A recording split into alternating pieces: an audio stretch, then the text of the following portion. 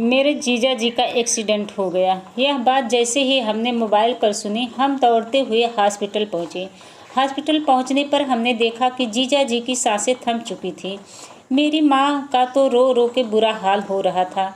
माँ कह रही थी, अब मेरी बेटी का क्या होगा। केवल 25 साल की उम्र में ही मेरी बेटी विधवा हो गई। हे भगवान, क्यों किया आपने हमारे साथ ऐसा। यदि आपको मेरी बेटी के ऊपर दया नहीं आए तो उसके 3 साल के बेटे के ऊपर तो दया आनी चाहिए थी। दीदी भी वहाँ पर ही बैठी थी, लेकिन दीदी की आंख से आंसू भी नहीं गिरा था। मैं यह देखकर चकित हो गई कि माँ का तो रो रो के बुरा हाल हो रहा था और दीदी बिना किसी चिंता के अपने 3 साल के बच्चे के साथ साथ हंस खेल रही थी। जीजा जी को घर पर लाया गया और फिर उनका अंतिम संस्कार किया गया। गांव वाले लोग जब दीदी के घर पर आए तब दीदी उनके सामने रोने का नाटक करने लगी थी। यह हमें साफ दिखाई दे रहा था। जब गांव वाले लोग चले गए तब दीदी कमरे में आकर जोर जोर से हंसने लगी। मैं समझ नहीं पा रही थी कि दीदी की कशमकश को। आखिर मेरे मन में सवाल गूंज रहे थे, आखिर कौन औरत पति के मरते ही ऐसे हंसती है। और एक यह सवाल घूमने लगा कि क्या दीदी की मानसिक हालत तो नहीं बिगड़ी जिससे दीदी ऐसे कर रही हो। मैंने यह बात मम्मी को जाकर बताई। मम्मी को भी लग रहा था कि शायद ऐसा ही कुछ मामला होगा। फिर हमने सोचा, चलो इस बार मैं दीदी से बातचीत करते हैं। जब हम कमरे में पहुंचे तो कमरे के अंदर का नज़ारा देखकर हमारे होश उड़ गए। दीदी ने एक गहरे लाल कलर की साड़ी पहनी हुई थी। मांग पर सिंदूर, हाथों में चूड़ियां, मतलब यह दुल्हन की तरह सजी हुई थी और अपने 3 साल के बेटे को कह रही थी, अब तो खुश हो ना। हमें समझ में ही नहीं आ रहा था कि यह क्या हो रहा है। थोड़ी देर बाद ही दीदी वापस ड्रेसिंग रूम में आ गई और गुलाबी रंग का सूट पहनकर नवी नवेली दुल्हन की तरह श्रृंगार करके आई और मोबाइल पर गाने चलाकर डांस करने लगी। हम यह सब चीज़ों को देखकर हैरान थे। हम सोच रहे थे कि आखिर जीजा जी को मरे हुए 5 दिन ही हुए थे और दीदी का इस तरह का बर्ताव हमें हजम नहीं हो रहा था। हमने एक बार तो सोचा कि दीदी के सास ससुर जी से एक बार बात कर लेते हैं, लेकिन हमें लगा कि यह कहना उचित नहीं होगा। क्या पता उन्हें नहीं मालूम हो इस बारे में। दीदी के बारे में सोच सोचकर हमारा दिमाग घूम रहा था, तो हम जाकर सो गए। दूसरे दिन जब हम उठे तो हमने देखा दीदी ने हमारे लिए गर्मा गर्म नाश्ता तैयार कर रखा था। नाश्ते के बाद दीदी ने बढ़िया सा भोजन बनाया। भोजन में बहुत तरह के पकवान बनाए। मुझे याद है कि सारे पकवान दीदी के पसंद के थे। मैंने कहा, दीदी आज कुछ खास है क्या जो आपने इतने सारे पकवान बनाए हैं। दीदी ने तो कुछ जवाब नहीं दिया और गुस्से से मेरी तरफ देखकर रसोई में चली गई। और दीदी ने रसोई में जब हम इस बारे में उसके सास ससुर जी से बात करने की सोची तो वह भी बिना जवाब दिए अपने कमरे में चले गए। हमें समझ में नहीं आ रहा था आखिर में क्या हो रहा है। जब रात हुई तो हमने सोचा आज दीदी के सारे राज के बारे में जानेंगे।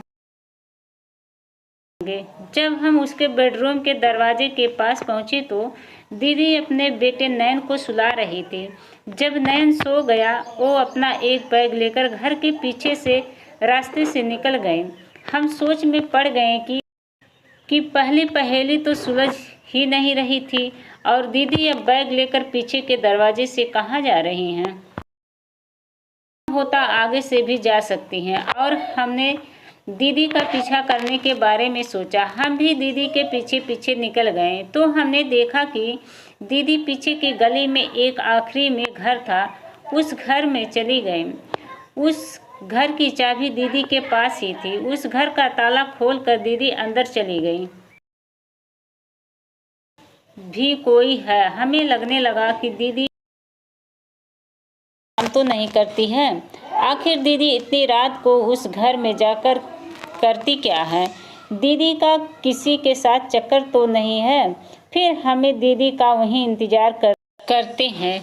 दीदी उस घर से सुबह 5 बजे तक उठी और उस घर से निकलकर वापस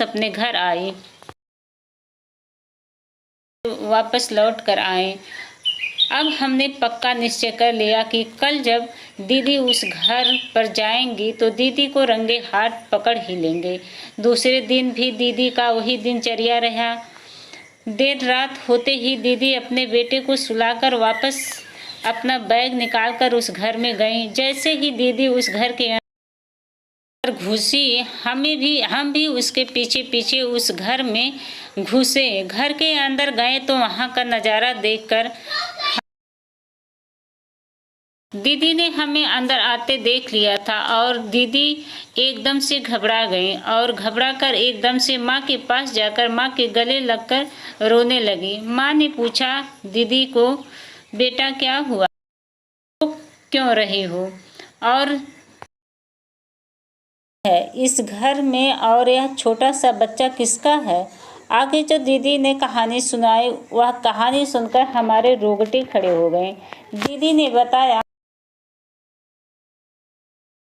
साल की लड़की दिख रही है, वह उसकी लड़की दिख रही है, वह उसकी सौतन है, और जो छोटा बच्चा दिखाई दे रहा है वह 20 साल की लड़की का ही बच्चा है।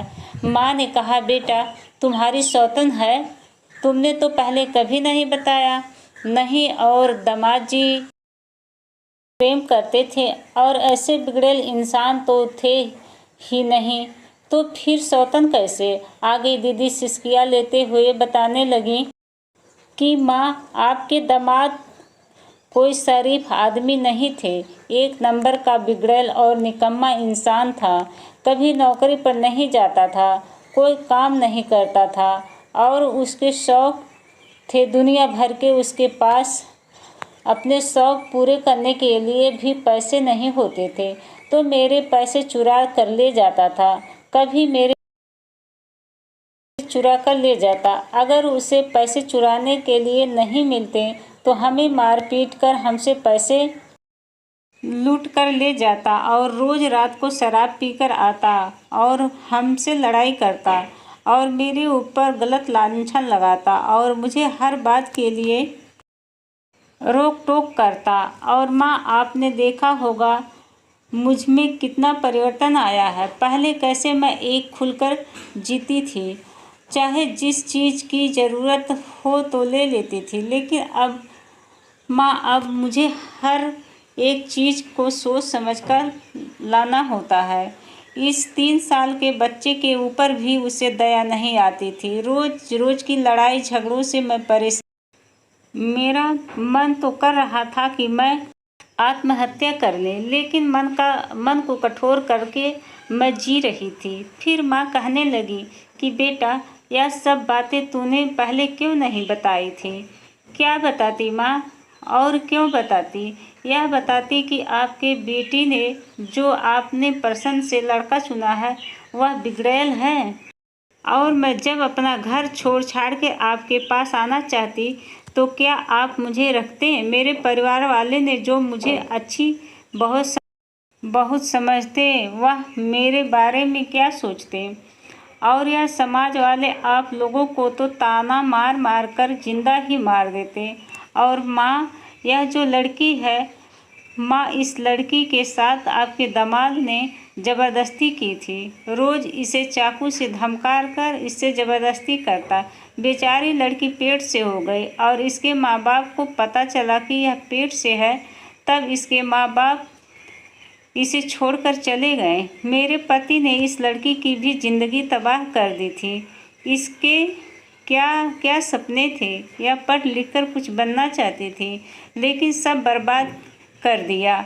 इसका कोई नहीं है माँ, और मैं एक औरत होने के नाते एक औरत के दर्द को समझती हुई उसका मैं 9 महीने से ध्यान रख रही हूँ।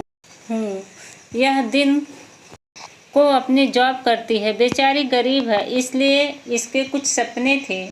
अपने सपने को पूरा करने के लिए रात को पढ़ाई करती है। तो रात के समय जब ये पढ़ाई करती है तो इसके मैं बच्चे का ध्यान रखती हूँ, क्योंकि यह बच्चा तो अभी 6 महीने का है और यह अपनी माँ को परेशान करता है। इसलिए घर के पीछे के रास्ते से आती हूँ ताकि किसी को पता ना चले। और हाँ, यह बात किसी को मत बताना, क्योंकि गांव में मैंने कह रखा है कि यह अकेली है, इसलिए इसके बच्चे को गोद ले रखा है। माँ, मेरी ज़िंदगी तो बर्बाद हो गई, लेकिन मैं इस लड़की की ज़िंदगी बर्बाद नहीं होने देना चाहती हूँ।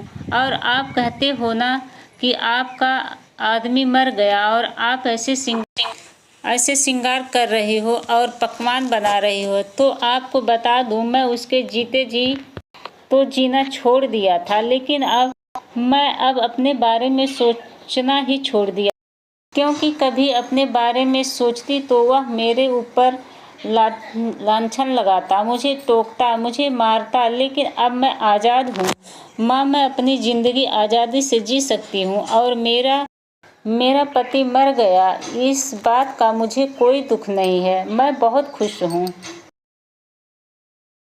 और ऐसा बेटा होना और ऐसा इंसान होने से अच्छा पति बेटा इंसान ही ना हो। माँ, मेरी बेटी बहुत समझदार हो गई है।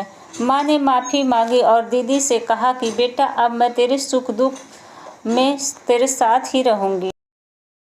मेरी बेटी नहीं, तू तो मेरी जिम्मेदारी है। दोस्तों, यदि आपको मेरी कहानी अच्छी लगी हो तो इस लाइक, कमेंट और सब्सक्राइब कीजिएगा। तब तक के लिए नमस्कार।